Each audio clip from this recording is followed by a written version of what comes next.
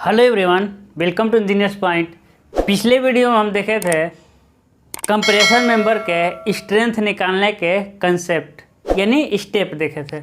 समझिएगा, आपको ना स्टेप याद रखने का सिंपल प्रोसेस है कि आपको स्ट्रेस निकालना है। क्या निकालना है? यानी प्रतिबल निकालना है, क्योंकि सामर्थ्य बराबर यानी बल बराबर यानी सामर्थ्य हो गया, सामर्थ्य बराबर बल गुणे प्रतिबल है ना, सॉरी बल बराबर प्रतिबल गुणे क्षेत्रफल है ना।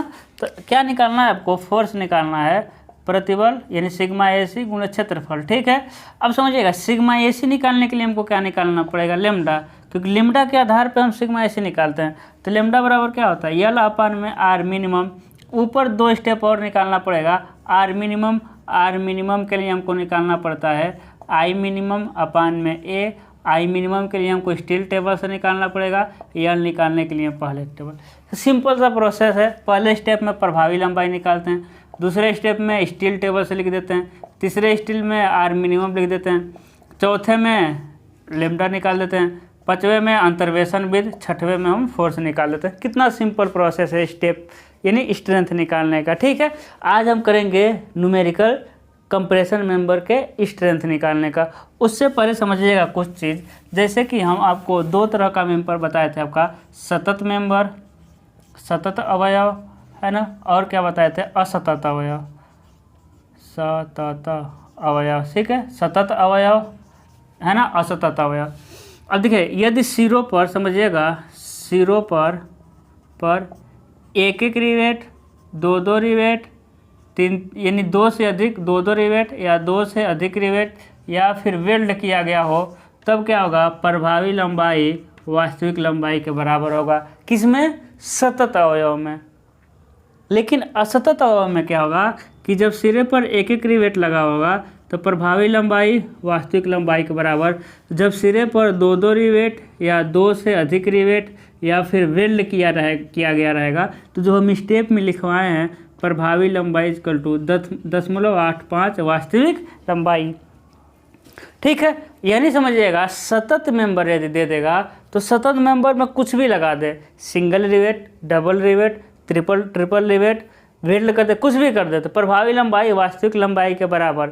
और असतत में हमको देखना है कि सिंगल रिवेट है कि डबल रिवेट है कि ट्रिपल रिवेट है ना। यदि सिंगल रिवेट रहेगा तो प्रभावी लंबाई वास्तविक लंबाई के बराबर, यदि डबल रिवेट रहेगा तो प्रभावी लंबाई इक्वल टू 10.85 गुणे वास्तविक लंबाई है ना। और यदि वेल्ड रहेगा तो 10.85 गुणे वास्तविक लंबाई। कैपिटल एल का है आपका वास्तविक लंबाई। ठीक है, अब हम चलते हैं न्यूमेरिकल पे। बहुत इजी न्यूमेरिकल आता है इसमें। ठीक है, कोई दिक्कत नहीं होगा। ठीक है, हाँ चलिए देखिए सेकेंड क्वेश्चन क्या कह रहा है। और देखिए टेंशन मेंबर या कंप्रेशन मेंबर का डिजाइन मतलब होता है कि आंसर नहीं मिलेगा, अपने आप से करना होता है। तो रिलेटेड हम क्वेश्चन अपने तरफ से हम नहीं छोड़ते हैं। यानी 4 क्वेश्चन एक ही तरह का है तो उसमें एक करते हैं। यदि आप थोड़ा बहुत भी दिमाग लगाएंगे तो कर ले जाएंगे। तो आप लोग थोड़ा अपने आप से कोशिश करिए है ना, और हम आपको जो नोट्स देंगे उसमें न्यूमेरिकल रहेगा सारा। ठीक है, तो अपने आप से थोड़ा कोशिश करिए, थोड़ा समझिए, थोड़ा सीखिए, थोड़ा दिमाग लगाइए, कैसे हो रहा है, क्यों हो रहा है, क्यों ना हम नहीं कर पा रहे हैं। ऐसा बहुत सारी चीज़ें अपने डेवलप करिए अपने अंदर। ठीक है, बाकी सॉल्व करने का तो हम सब कर दें, उससे क्या कुछ नहीं होने वाला, हम तो सारा कर देंगे। ठीक है, तो अपने आप से टेंशन करिए, 1 पब्लिकेशन 2 पब्लिकेशन सीरीज से करिए है ना। बहुत सारी चीज़ें अपने करिए जितना कर सकते हैं, क्योंकि न्यूमेरिकल लगाएंगे तभी आपका स्टील का कंसेप्ट क्लियर होता है।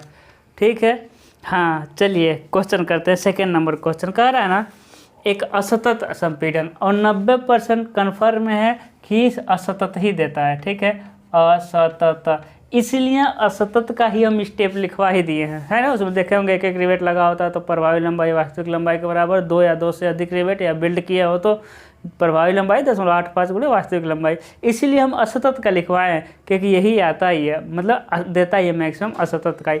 और सतत में टेंशन क्या है? दे देगा तो प्रभावी लंबाई वास्तविक लंबाई के बराबर रख देंगे, सिंपल है ना। हाँ ठीक है, सेकेंड क्वेश्चन क्या कर रहा है, एक असतत संपीड़न उपांग के लिए 90 गुणे 60 कोणीय खंड का प्रयोग किया गया। जो एंगल है ना मेरे भाई कितने का है? 90 mm गुणे 90 mm गुणे 6 mm का कोणीय खंड का प्रयोग किया गया है।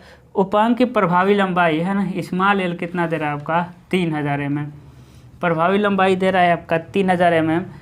एफ वाई कितना दे रहा है आपको 260 न्यूटन प्रति mm स्क्वायर। तो स्ट्रेंथ ज्ञात करना है। आज हम दिन भर इधर उधर घूमे, बहुत थके हैं, मेरी आवाज़ से लग रहा होगा, ठीक है, लेकिन आपकी कंटिन्यूटी रुकेगी नहीं, डोंट वरी, ठीक है।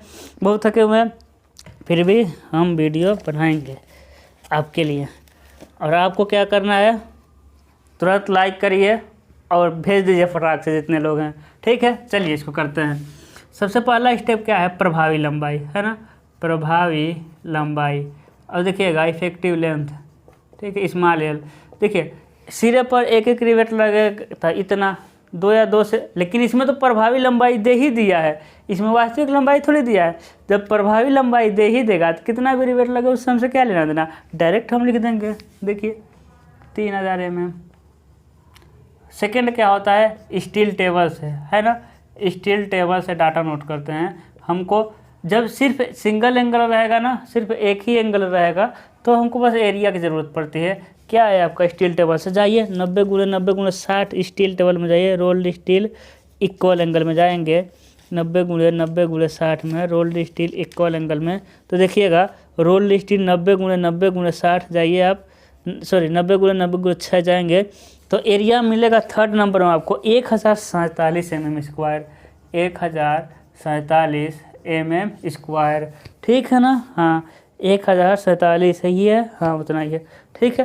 अब आगे देखते हैं थर्ड में क्या होता है, न्यूनतम परिभ्रमण त्रिज्या, न्यूनतम परिभ्रमण, है ना, परिभ्रमण त्रिज्या, लिस्ट रेडियस ऑफ जाइरेशन, है ना। तो क्या होता है, आर मिनिमम हम लिखवाए थे, जब एक ही एंगल रहेगा तो डायरेक्ट हम स्टील टेबल से लिख देते हैं। किससे लिख देंगे, स्टील टेबल से, है ना, डायरेक्ट स्टील टेबल से लिख देंगे, आर मिनिमम आर भी। अब देखेंगे ना, जो आपको रोल्ड स्टील इक्वल एंगल है, तो 8 नंबर में देखेंगे लिखा है आर वाई वाई। क्या लिखा है, R Y Y. O R Y Y नहीं है, ओ आर भी है, वो गलत हो गया, आर वाई वाई लिख दिया है। आपको नहीं यकीन होगा तो चले जाइए रोल्ड स्टील अनइक्वल एंगल में।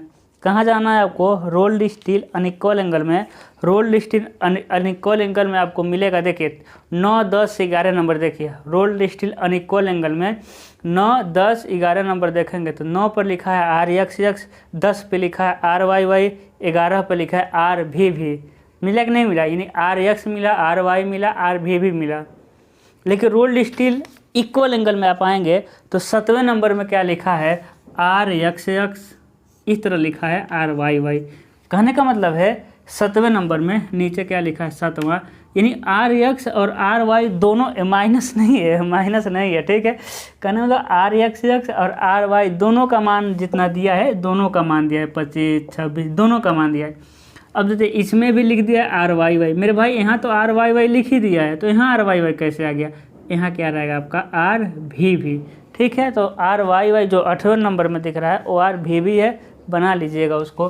तो देखिएगा 90 × 90 × 6 mm के लिए आर भी 8वें में देखेंगे तो कितना मिल जाएगा आपका 17.5, डायरेक्ट लिख देंगे स्टील टेबल से। अभी तक हम कुछ किए ही नहीं, अभी तक बस स्टील टेबल और क्वेश्चन ही लिखे, है ना। चलिए चौथा क्या हो जाएगा आपका, तनुता अनुपात, शुद्ध ही हमको पूरा स्टील टेबल का शुद्ध हिंदी वाला क्वेश्चन कर रहे हैं तनुता अनुपात, है ना। तो क्या होता है, प्रभावी लंबाई न्यूनतम परिभ्रमण त्रिज्या, प्रभावी लंबाई 3000, न्यूनतम परिभ्रमण त्रिज्या 17.5, ठीक है। तो 3000 17.5, एक चैप्टर में लंबा जाएगा, अच्छे से पढ़िएगा, 0.42। अब देखिएगा उसके बाद निकालते हैं अनुगेय, है ना। अब निकालते हैं अंतर्वेशन विधि से। लिखेंगे कि 100, लिखेंगे एफ वाई कितना दिया है 260, एफ वाई 260 के लिए स्टील टेबल से अनुगेय प्रतिबल, ठीक है। और समझिएगा, है ना। तो लिखेंगे, देखिए आपको कितने के लिए चाहिए, 171 के लिए, ठीक है। लेकिन जो आपके स्टील टेबल मिलेगा कंप्रेशन मेंबर के चैप्टर के अंदर एक टेबल मिलेगा आपको, ठीक है। कंप्रेशन मेंबर जब आप पलटेंगे कंप्रेशन मेंबर, तो उसमें कितना 1 2 3 4 5 चैप्टर में, मतलब 3 4 5 पेज, मतलब कि पन्ना है ना, यानी 7-8 पेज के अंदर ही मिल जाएगा। इस तरह का मिलेगा, हम आपको दिखा रहे हैं। देखिए इस तरह का मिलेगा आपको एक, उस चैप्टर के अंदर ही, उस चैप्टर के अंदर आपको इस तरह का सारणी मिलेगा, ठीक है। तो देखिए क्या लिखा है, अनुगे अक्षीय संपीड़न प्रतिबल। देखिए लेमडा लिखा है, तनुतानुपात, तनुतानुपात 10 20, अरे दादा ब्लर हो जाता है, 10 20 30 40 50 60 70 80, ठीक है ना। देखिए यहाँ लिखा है ना, और थोड़ा लाइट चली गई थी। देखिए तो यहाँ मिल जाएगा आपका लेमडा 10 20 30 40 50 60। उसके बाद देखिएगा यहाँ क्या मिल रहा है, एफ वाई। देखिए F Y 230, F Y 240, F Y 250, F Y 260। तो देखिए क्वेश्चन में कितना एफ वाई दे रहा है आपका, क्वेश्चन में मेरा अंगुली जा रहा है, देखिए 260, कितना है 260। तो लेमडा के लिए हम कितना देखेंगे 260 में, देखिए इसमें देखेंगे एक है आपका 260 वाला, है ना, ठीक है 260 वाला किनारे है। लेकिन कितने के लिए देखेंगे, देखिएगा तनुतानुपात का मान कितना है, देखिए मेरा अंगुली जा रहा है कितने के लिए, 171 के लिए। तनुतानुपात 171.42। लेकिन इस टेबल में देखेंगे आप तो कहीं तनुतानुपात 171 मिलेगा ही नहीं, है ना। तनुतानुपात 171 मिलेगा नहीं, कितना मिलेगा देखिए 130 40 50 60 70। अब खुद आपके पास होगा, यहाँ ब्लर कर रहा है, अच्छे से नहीं दिखाई दे रहा है, ठीक है, लेकिन आपके पास होगा तो उसमें हाँ अब दिखाई दे। देखिए 130 40 50 60 70 80 90 200 210। तो इसमें 171 के लिए नहीं मिलेगा। इसके लिए ही हम क्या निकालते हैं, अंतर्वेशन विधि। इसके लिए ही हम क्या निकालते हैं, अंतर्वेशन विधि, है ना। बहुत अच्छे से हम समझाने की कोशिश कर रहे हैं। तो देखिएगा 171 है ना, तो 71 से पहले देखेंगे, 71 के बाद देखेंगे। तो लिखेंगे लेमडा इजकल टू 170 के लिए टाउ ए सी, अनुगे संपीड़न प्रतिबल को टाउ ए सी दिखाते हैं। फिर इसके हम बाद देखेंगे तो लेमडा इजकल टू 180 के लिए टाउ ए सी, ठीक है। 170 के लिए देखेंगे, इससे पहले और इसके बाद। तो देखिए एफ वाई 260 में देखिएगा, ठीक है ना। हो सकता है आपको दिखाई दे, तो देखिए जाएंगे तनुतानुपात 170 और इधर जाएंगे 260 में, तो 36 और 33, ठीक है। यानी इधर कितना आ जाएगा आपका 36 न्यूटन प्रति एमएम स्क्वायर। उसके बाद इधर आ जाएगा आपका 33 न्यूटन प्रति एमएम स्क्वायर। अब क्या लगाएंगे, अंतर्वेशन विधि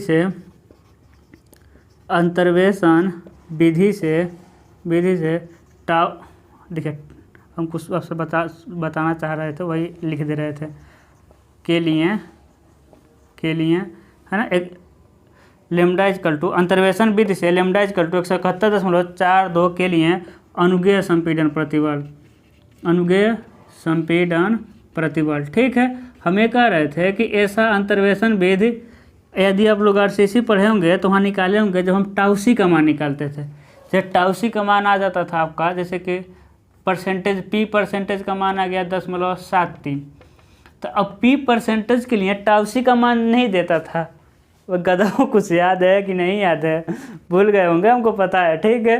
तो टाउसी का मान निकालते थे आप आरसीसी में, है ना, कि उस समय कोरोना आया था, कोई पढ़ा नहीं है, हमको पता है। तो वहाँ भी हम अंतर्वेशन विधि से हम टाउसी का मान निकालते थे, ठीक है। खैर चलिए छोड़ते हैं उसको, यहाँ आते हैं। अब देखिए यहाँ क्या करते हैं ना, इसको ना रटना पड़ेगा आपको। हाँ क्या करना पड़ेगा, रटना पड़ेगा। पूरे स्टील में आप पहली बार कह रहे हैं किसी चीज़ को रटना पड़ेगा। तो देखिए कैसे रटते हैं। सबसे पहले बड़ा वाला प्रतिबल कितना है 36 माइनस दोनों प्रतिबलों का अंतर, फिर माइनस देखिएगा 171.42 माइनस 170 अपान में दोनों अनुपातों का अंतर 180 माइनस 170। यानी नीचे रट लीजिएगा, नीचे 10 ही आता है, क्योंकि तो तनुतानुपात ही सीख ऐसा ही दिया है 170 80 90 100 ऐसा ना, ठीक है। तो समझिए पहले बार सबसे बड़ा, उसका दोनों प्रतिबलों का अंतर, उसके बाद 171 में से 70 घटाएंगे, फिर दोनों तनुपातों का अंतर। इसको रटना पड़ेगा, है ना। इतना हम न्यूमेरिकल लगा देंगे कि आपको हो जाएगा, डोंट वरी। देखिए कितना आ जाएगा 36, हाँ 36 माइनस एक कितना आ जाएगा देखते हैं, 36 में से 33, 34, 35, 36 3 आएगा, है ना। तो 171.42 में से 170 घटा देंगे, गुणा कर देंगे 3 का, भाग दे देंगे 10 का, तो कितना आ जाएगा आपका 0.426। तो सिग्मा AC का मान कितना आ जाएगा, 36 में से भाग देंगे 0.426 का, आ जाएगा आपका 35.57। उसके बाद देखिए कितना अच्छा सामर्थ्य बराबर क्या निकल जाएगा, प्रतिबल गुणे क्षेत्रफल। तो प्रतिबल 35.57 और क्षेत्रफल का मान यहाँ निकला हुआ है 1047। तो कितना आ जाएगा गुणे 1047, तो आ जाएगा आपका 37.24 किलो न्यूटन। हम डायरेक्ट किलो न्यूटन में लिख देते हैं, आप लोग उसमें देख सकते हैं, ठीक है। तो देखिए सामर्थ्य का तो आंसर मिलेगा, और इतना छोटा छोटा आंसर चेक करेंगे तो मेरे न्यूमेरिकल लगाने का बेइज्जती ही है, लेकिन कर लेते हैं। लाइट कटा था ना, काफ़ी देर हो गया। हाँ, तो 37.24 करेक्ट आ गया, ठीक है। तो देखिएगा कुछ चीज़ें मिसिंग है। देखिए हम बता रहे हैं ना, स्टेप कम ज़्यादा हो सकता है, स्टेप से घबराना है कि सर आप तो 5वां स्टेप में एक कराए थे, है ना, हो सकता है हम 6ठा स्टेप में कुछ और कराए हो, लेकिन सिस्टम आपका होना चाहिए, स्टेप से इधर उधर 1-2 होता रहता है। और देखिए पहला स्टेप में जब हम लिखवाए तो उसमें निकाले थे 1-1 रिवेट के लिए, 2-2 रिवेट के लिए, लेकिन यहाँ जब रिवेट नहीं दिया तो डायरेक्ट लिख दिए हैं, ओके। फिर लास्ट में लिखाए होंगे अनुग्रह संपीड़न प्रतिबल, जब 1-1 रिवेट लगा रहेगा तो लंबा, हाँ, प्रतिबल में 0.8 से गुणा कर देंगे। 2 या 2 से अधिक रिवेट लगा हो या बेल हो तो प्रतिबल से गुणा नहीं किए थे, है ना। Tau AC equal to tau AC लिख दिए थे। तो इसमें कुछ नहीं कहा है ना कि 1-1 रिवेट लगा है, 2-2 रिवेट लगा है, वेट लगा है, का आपको पता ही नहीं है, तो हम प्रतिबल में गुणा नहीं करेंगे। हो सकता है ना समझ आया हो, अगला क्वेश्चन से आपको समझ आ जाएगा। देखिए 3rd नंबर क्वेश्चन क्या कह रहा है। 3rd नंबर में 4 क्वेश्चन दे रहा है, ठीक है। तो 3rd नंबर में 4 क्वेश्चन दे रहा है, इसमें से हम 2 करा देते हैं, 2 कर लीजिएगा, ठीक है। थोड़ा इसमें समझना पड़ेगा अच्छे से, ठीक है। अब देखिएगा 3rd नंबर क्या कह रहा है, ना 3rd नंबर कह रहा है कि एक कोणीय खंड, एक बोल दिया ना, एक यानी सिंगल ही है, ठीक है। कह रहा है एकल कोणीय खंडों द्वारा संयोजित निम्न असतत संपीडांक उपांगों के सामर्थ्य ज्ञात करिए। क्या बोल रहा है, असतत बोल रहा है, टेंशन ही नहीं है, असतत से पता है ना। हाँ देखिए कह रहा है सारा डाटा दिया हुआ है, चलिए हम डाटा को नोट करते हैं। देखिए एंगल कितना कर रहा है, जो एंगल है ना, एंगल वो कितना है 50 × 6 mm, है ना। एंगल कितना है 50 × 50 × 6 mm। पहला हम लिख रहे हैं वास्तविक लंबाई कितना है, वास्तविक लंबाई हो जाएगा आपका 1200, वास्तविक लंबाई 1200 mm। देखिए सिरों पर रिवेट कितना कर रहा है पहला में, तीसरा का पहला में कितना कर रहा है, 1 रिवेट लगा है। और क्या कर रहा है, FY कितना है, FY 240 है, ठीक है। देखिए ये तीसरे का फर्स्ट है, फिर तीसरे का हम फोर्थ कर दे रहे हैं, ठीक है। तीसरे का हम फोर्थ कर रहे हैं। जो एंगल है कितना दे रहा है, 110 × 110 × 10 दे रहा है। वास्तविक लंबाई एंगल, ठीक है, एंगल वास्तविक लंबाई कितना दे रहा है, हो जाएगा आपका 3250 mm।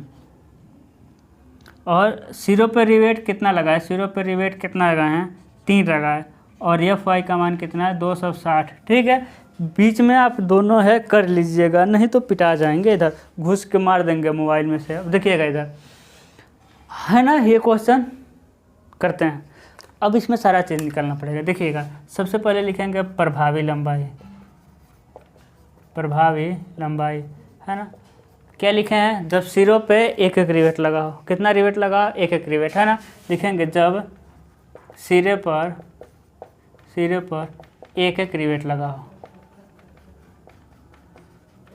हो, तो बताइए प्रभावी लंबाई वास्तविक लंबाई के बराबर होता है कि नहीं होता है मेरे लाल, 1200 mm। दूसरा क्या लिखते हैं, स्टील टेबल से सिंगल एंगल है ना, सिर्फ एकल कोणीय खंड कह रहा है, सिंगल एंगल है, ठीक है। क्वेश्चन में सबसे पहले कह दे रहा है सिंगल एंगल, यानी ये हमको निकालना पड़ेगा। फिर 3rd क्या दे रहा है, स्टील, है ना, कह रहा न्यूनतम परिभ्रमण त्रिज्या क्या होता है, ये भी स्टील टेबल से, R minimum is equal to R भी को, क्योंकि है ना स्टील टेबल से, क्योंकि आप देखे होंगे स्टील टेबल, अब देखे होंगे हम स्टेप में लिखवाए थे कि जब सिंगल एंगल देगा तो डायरेक्ट हम स्टील टेबल से ही रख देंगे, ठीक है ना। हाँ बहुत अच्छा, चलिए जाते हैं स्टील टेबल में। किस एंगल के लिए जाना है हमको, 50 50 6 के लिए, ओ तेरी 50 50 6 के लिए, ठीक है। इतना भाई पेज इधर उधर हो गया ना, 218 नंबर पेज, 213 के लगाना पड़ेगा पेज, अब 218, ठीक है। हाँ सही हो गया। जाइए किस नंबर पे जाना है हमको, 50 50 6 पे जाइए, 50 50 6 पे, है ना, 50 50 6 पे जाइए, फटाक से जाइए, है ना, दूसरे पे मिल जाएगा 50 50 6। एरिया कितना मिलेगा, देखिए तो एरिया मिल जाएगा 568, 50 50 6 एरिया कितना मिलेगा 568 mm स्क्वायर, ठीक है। न्यूनतम परिभ्रमण त्रिज्या कितना मिल रहा है आपका, आर वाई वाई, देखिए तो 50 50 6 के लिए आर वाई वाई 9.6 मिला है कि नहीं मिला, सारा चीज़ स्टील टेबल से। चौथा क्या हो जाएगा, तनुता अनुपात, तनुता अनुपात है ना, लेमडा, तनुता अनुपात इक्वल टू प्रभावी लंबाई, यानी डायरेक्ट लिख रहे हैं 1200 में न्यूनतम परिभ्रमण त्रिज्या 9.6, ठीक है ना, 9.6, तो 1200 भाग देंगे 9.6, आ जाएगा आपका 125। अब क्या लिखेंगे, अनुगेय संपीड़न प्रतिबल, अनुगेय संपीड़न, है ना, या फिर लिख सकते हैं एफ वाई कितना है 240, एफ वाई 240 के लिए है ना, स्टील टेबल से अनुगेय संपीड़न प्रतिबल, ठीक है। यानी लेमडा इजकल टू 125 के पहले 120 के लिए टाउ ए से, और लेमडा इजकल टू 130 के लिए टाउ ए सी का मान, ठीक है। अब चैप्टर की स्टील टेबल में जाना है आपको, है ना, जो अभी दिखाए थे संपीड़न मतलब अवयव के कंप्रेशन मेंबर के चैप्टर में दिया होगा, अभी जो पीछे दिखाए थे, ठीक है। जाइए देखते हैं 240 के लिए, है ना, 240 के लिए 200 एफ वाई 240 के लिए देखना है 120 130 के लिए, तो एफ वाई 240 के लिए 120 63 और 56 56, ठीक है। तो हो जाएगा आपका 63, ये हो जाएगा आपका 56 न्यूटन प्रति एम स्क्वायर, ठीक है। अब देखिए अब क्या निकालेंगे, छठा अंतर्वेशन विधि से, हो सकता है इसको इसी में लिख दिए हों तो घबराना नहीं है ना, या रहने दीजिए। अंतर्वेशन विधि द्वारा लेमडा इक्वल टू 125 के लिए अनुगेय संपीड़न प्रतिबल, ठीक है ना, यानी सिग्मा ए सी कितना है, देखिए सबसे बड़ा वाला, फिर दोनों प्रतिबलों का अंतर 63 माइनस 56, फिर 125, फिर 120 अपान में नीचे 10 लिखते हैं, कैसे 130 माइनस 120, देखते हैं डायरेक्ट कितना आ रहा है ना, ठीक है। तो ये हो जाएगा आपका 63 माइनस इन दोनों का देखते हैं, एक कितना हो जाएगा, 63 में से 56 जाएगा तो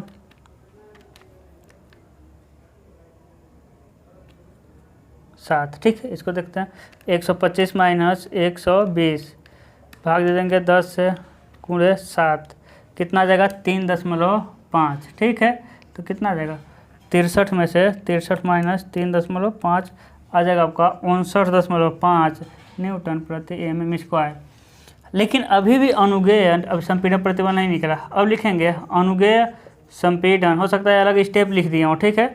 अनुगेय संपीड़न प्रतिबल किसके लिए, सिरों पर एक एक रिवेट लगा हो, है ना। देखिए पिछले वाले में नहीं किए थे, पिछले वाले में ए वाला नहीं किए थे क्योंकि पता ही नहीं था एक एक रिवेट लगाए कि दो रिवेट लगाए, क्योंकि लिखा ही नहीं था। लेकिन यहाँ तो लिख दिया एक एक रिवेट लगाओ। तो अनुगेय संपीड़न प्रतिबल इक्वल टू 80% ले लेते हैं, 0.8 गुणे सिग्मा ए सी, यानी 0.8 गुणे सिग्मा ए सी कितना है आपका 59.5, यानी कितना आ जाएगा आपका गुणे 0.8 आ जाएगा आपका 47.6 न्यूटन प्रति mm स्क्वायर। सामर्थ्य बराबर क्या हो जाएगा, प्रतिबल गुणे क्षेत्रफल। तो प्रतिबल बराबर क्या हो जाएगा आपका 47.6 और क्षेत्रफल कितना हो जाएगा 568। अभी देखिए अभी ना आसान आ रहा है, आएगा हार्ड। ठीक है, कितना आंसर आ जाएगा आपका 27.03 किलो न्यूटन। कितना आंसर आ जाएगा आपका 27.03। ठीक है ना। आगे बढ़ें, आंसर मिला लें एक बार। कोचिंग या ऑफलाइन क्लास में ना नहीं मिलाना पड़ता, क्योंकि कई लोग कैलकुलेशन करते हैं तो पता रहता है कि हाँ सही है। यहाँ थोड़ा डर लगता है कैलकुलेशन में।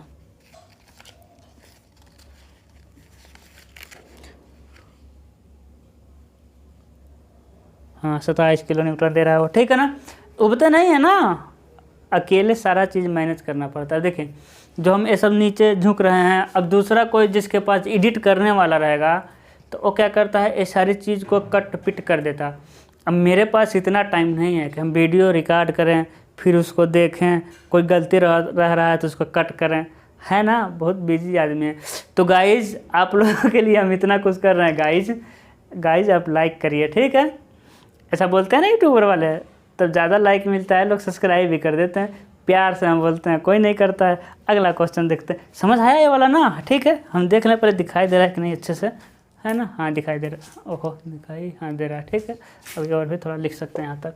अब समझिएगा, एक रिवेट लगा तो 0.8 से गुणा कर दिया, 2 रिवेट लगा होता तो नहीं किए होते, लेकिन 2 रिवेट किया लगा होता तो यहाँ 0.85 से करते, अकॉर्डिंग टू स्टेप। हाँ अभी हार्ड आएगा, डोंट वरी, बहुत हार्ड आता है। कंप्रेशन मेंबर आपका खून न चूस ले तो कहिएगा, अनार का जूस पीना पड़ेगा, ग्लूकोन डी वगैरह, जान ले लेगा आपका कंप्रेशन मेंबर का न्यूमेरिकल। चलिए आगे चलते हैं, हम है ना कुछ नहीं होगा। हाँ क्वेश्चन तो लिखे हुए हैं तीसरे का चौथा। अब देखिए डायरेक्ट हम लिख रहे हैं, पहला स्टेप में डायरेक्ट लिख रहे हैं, प्रभावी लंबाई इक्वल टू, जब सिरे पर 2 रिवेट लगाओ तो वास्तविक लंबाई का 0.85 गुना, है ना। तो 85 गुणे वास्तविक लंबाई कितना है 3250, कितना आ जाएगा। ठीक है ना, डायरेक्ट लिख रहे हैं। इतना इंटेलिजेंट है मेरे बच्चे, हमको पता है बहुत इंटेलिजेंट हो गए आप लोग। ठीक है, कितना आ जाएगा गाइज 2762.5 mm। ठीक है, ओके। दूसरा क्या हो जाएगा आपका स्टील टेबल से, अब एरिया देखना पड़ेगा, स्टील टेबल से एरिया। तीसरा क्या होता है आपका लिस्ट, बहुत हिंदी हो गया, लिस्ट रेडियस ऑफ जाइरेशन, है ना। क्या लिखेंगे आर मिनिमम किसके बराबर होता है आर वी वी के। ठीक है, उसके बाद होता है चौथा होता है स्लेंडरनेस रेशियो, यानी तनुता अनुपात। क्या होता है यल अपन में आर मिनिमम, यल का मान कितना है 2762.5 आर मिनिमम, अभी हम लिख देंगे। ठीक है, अब चले जाइए स्टील टेबल में 110 गुणे 10 में। ठीक है, सब इक्वल एंगल मिल ही रहा है हमको। 110 गुणे 10 में जाएंगे, है ना, तो क्या मिल जाएगा आपका एरिया 110 गुणे 10 में एरिया मिलेगा 1903 गाइज mm स्क्वायर, है ना जी। गाइज और दोस्तों मशहूर है। अब देखिए लिस्ट रेडियस ऑफ जाइरेशन 110 गुणे 10 के लिए कितना हो जाएगा 19.4, है ना।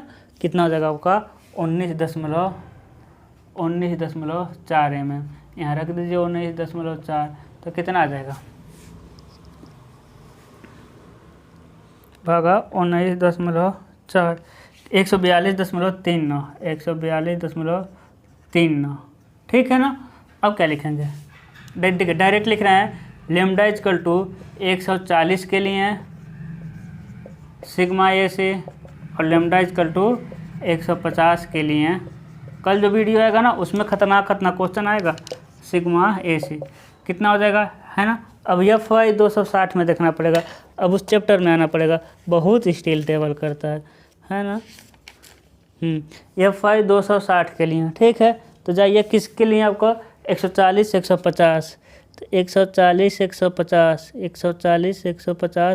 51 46। ठीक है, 51 और 46 अरे 51 ना, 5146 न्यूटन प्रति एमएम स्क्वायर।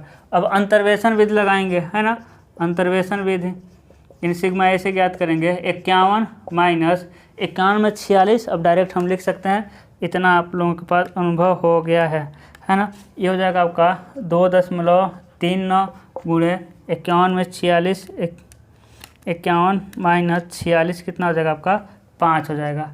देखिए अब 142 में से क्या किए हम, 140 घटा दिए, इतना आ गया, नीचे 10 से भाग दिए, डायरेक्ट हम इसको यहाँ कर सकते हैं। ऐसा करना है, ऐसे थोड़ी जल्दी जल्दी होगा, अभी बहुत आगे न्यूमेरिकल आएगा, समझ आया होगा, ये कोशिश करिएगा। तो घटाते हैं इसको, 51 जितना न्यूमेरिकल लगाएंगे उतना 60 कट आप कर पाएंगे, ठीक है, 2 3 9, ठीक है मेरे भाई। तो आ जाएगा आपका 49.80। लेकिन समझिएगा सिरे पर कितना रिवेट लगा है। अब लिखेंगे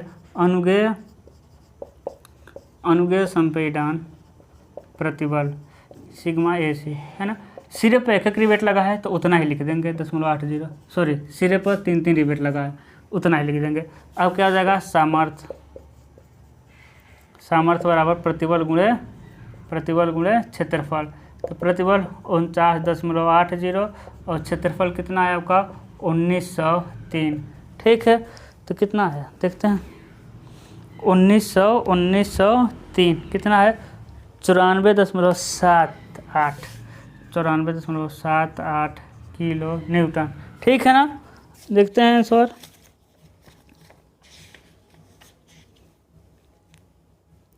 तेरी आंसर नहीं आया, कहाँ गलत हो गया, 3250 गुणे 85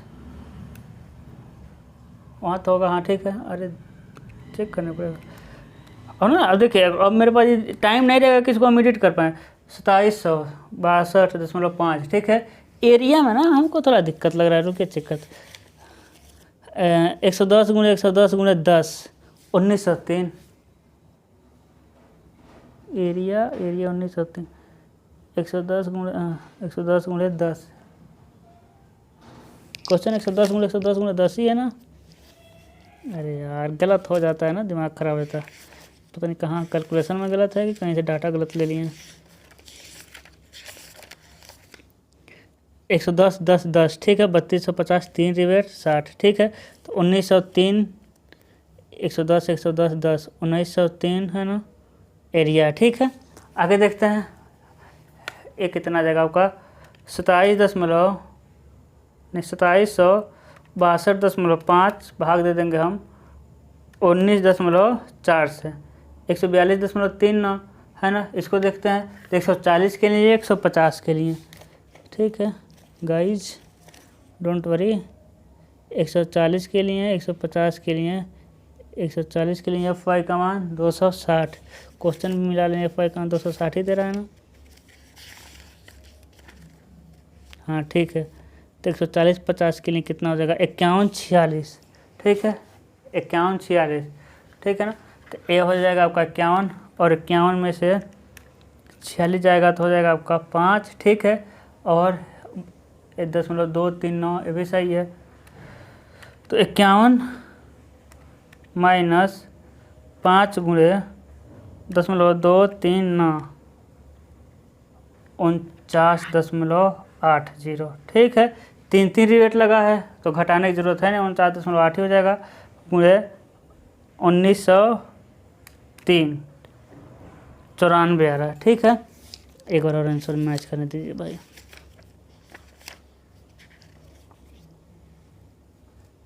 चौथा इसमें दे रहा है 121, 3285 तो है, ठीक है ना। प्रभावी लंबाई 3285 है। जब दो से रिवेट अधिक लगा हो तो यहाँ एक लंबाई में कमी करते हैं, तथा संपीड़न प्रतिबल को सेम रखते हैं, ठीक है। कहीं गलत नहीं है, ये वाला तो सही होना चाहिए। ये हमको डाउट लग रहा है 260 के लिए, ठीक है, देख लेते हैं। एफ वाई का में ही गलत होना चाहिए होगा, तो 260 के लिए 140 51 और 46 सही तो लिए, ठीक है। वो गलत दे दिया होगा न्यूमेरिकल, ठीक है। और आप खुद कर सकते हैं इसको, डाटा चेंज करना है, बाकी कहीं गलत नहीं है, ठीक है। हम 2 बार चेंज कर लिया, हमको पता है ना। तो आज के लिए बस इतना ही। अब देखिएगा आज का न्यूमेरिकल आपका इजी वाला था, बहुत इजी था, एकदम इजी, इससे इजी होता ही नहीं है कंपैरिजन मेंबर में। अगला न्यूमेरिकल थोड़ा सा लेवल उठेगा, क्योंकि आज का हम जितना क्वेश्चन पढ़े हैं ना वो सब सिर्फ सिंगल एंगल का था। सिंगल एंगल में जो ए था ना, ए लिख रहा है लीस्ट रेडियस ऑफ जाइरेशन, इसको हम डायरेक्ट नोट कर रहे थे। जब डबल एंगल लग जाएगा, डबल एंगल कैसे लगता है देखिए, डबल एंगल लगेगा आपका, है ना, देखिए घसेट प्लेट के दोनों तरफ, घसेट प्लेट के दोनों तरफ डबल एंगल लगा, या फिर घसेट प्लेट के एक ही तरफ पीठ से हटाकर लग जाएगा। इसमें दिक्कत होता है, आर मिनिमम निकाल, मतलब कि लीस्ट रेडियस ऑफ जाइरेशन, इसी में दिक्कत होगा। स्टेप थोड़ा सा बढ़ा जाएगा। समांतर अक्ष का प्रमेय देखते हैं, ठीक है। तो समांतर अक्ष का प्रमेय देख लीजिएगा, समझ लीजिएगा क्या होता है, उसके बाद इस चैप्टर को, अगले चैप्टर को देखने आइएगा, ठीक है। आज के लिए बस इतना ही, मिलते हैं नेक्स्ट लेक्चर में। Good luck.